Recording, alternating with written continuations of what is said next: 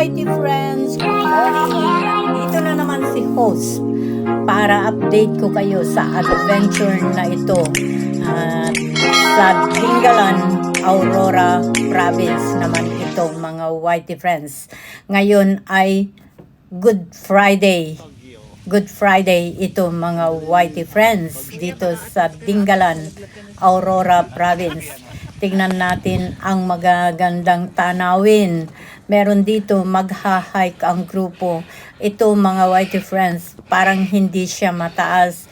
Pero napakataas ito kasi iikutin yung bundok bago ka makarating doon sa, kung nakikita ninyo yung shrine na yun doon sa taas. Yun ang pupuntahan ng mga hikers.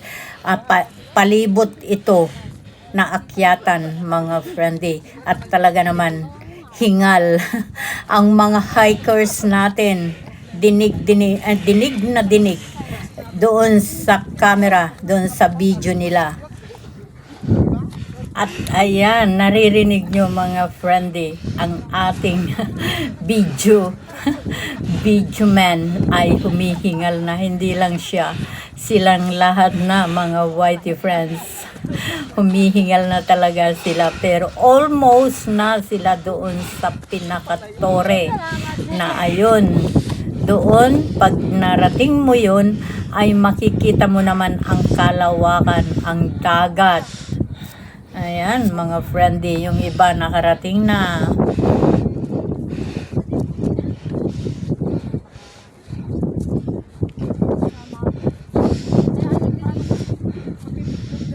Ayan mga friends, talaga naman pagod na yung ating mga hikers at talagang ayun, ang paghinga nila ay talagang grabe.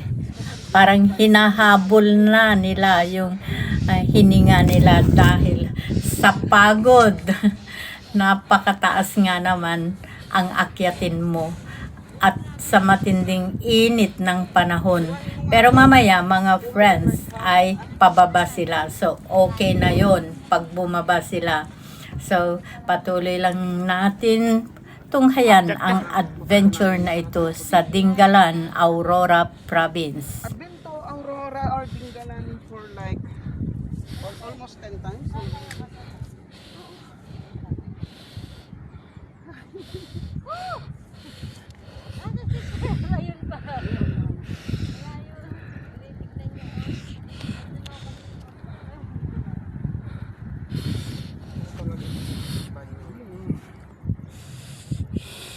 Balik ko tayo, Brian, ha?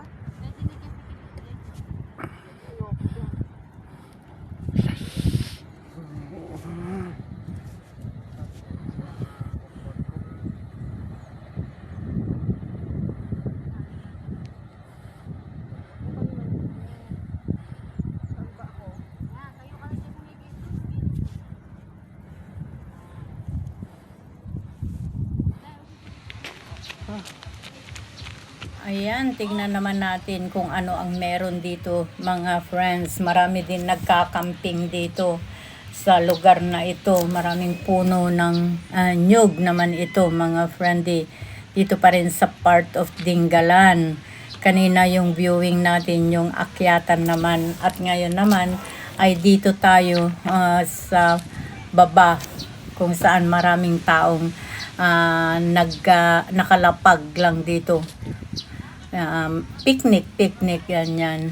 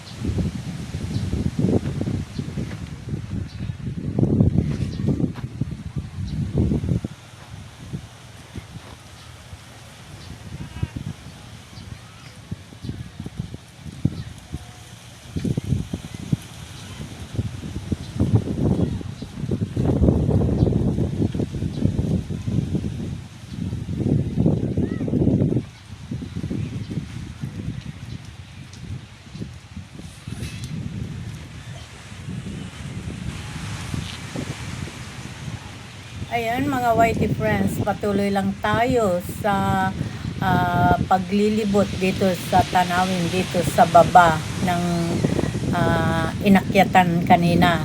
So, ayan, patuloy lang si host sa pagsama sa inyo dito sa adventure na ito, Dingalan, Aurora. Ayan, at yung tubig ng dagat, blue na blue at cleared talaga mga friendly. Ayan, nakikita nyo naman talagang cleared kasi siguro malayo sa pollution ganyan kasi wala naman maraming mga sasakyang pandagat na dumadaan dyan. Meron dyan mga negosyante, mga friends, ang madalas pumasok dito sa lugar na ito, Dingalan, Aurora Province. Kasi dito mayaman sila sa rattan, yung mga bundok nila mayaman sa rattan, yung bundok nila, tsaka yung Nara. Maraming Nara dito mga Whitey friends, at saka Kamagong. So ito mga Whitey friends, ang napakagandang tanawin. At ngayon naman ay nandito tayo sa kabila. Dito naman tignan natin yung mga sasakyang pandagat. Napakarami din dito.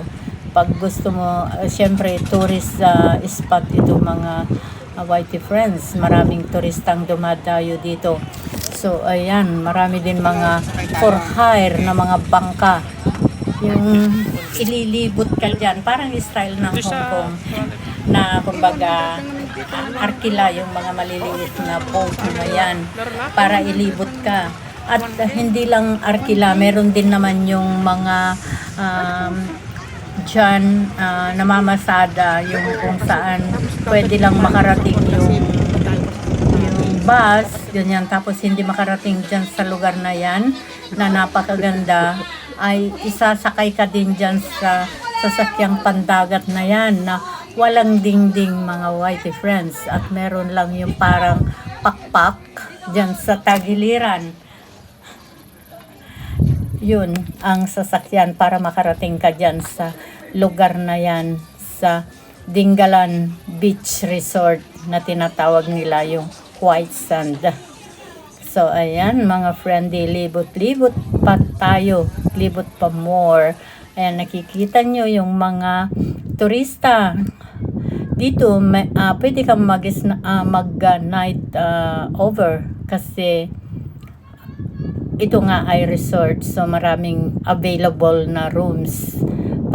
Kasi kung pupunta ka tapos babalik ka rin, parang kulang yung time. So, kapag pumunta ka dito, kailangan mag-overnight ka para ma-enjoy mong libutin ang isla.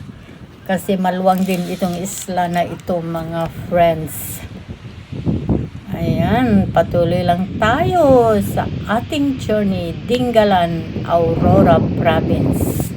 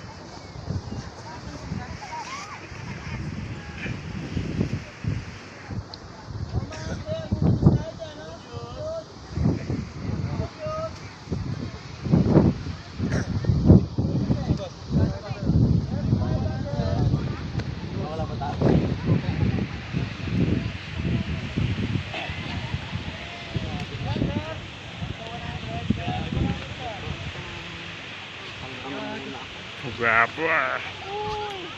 Gwapo ang idol ko eh. Ay, dami, sir.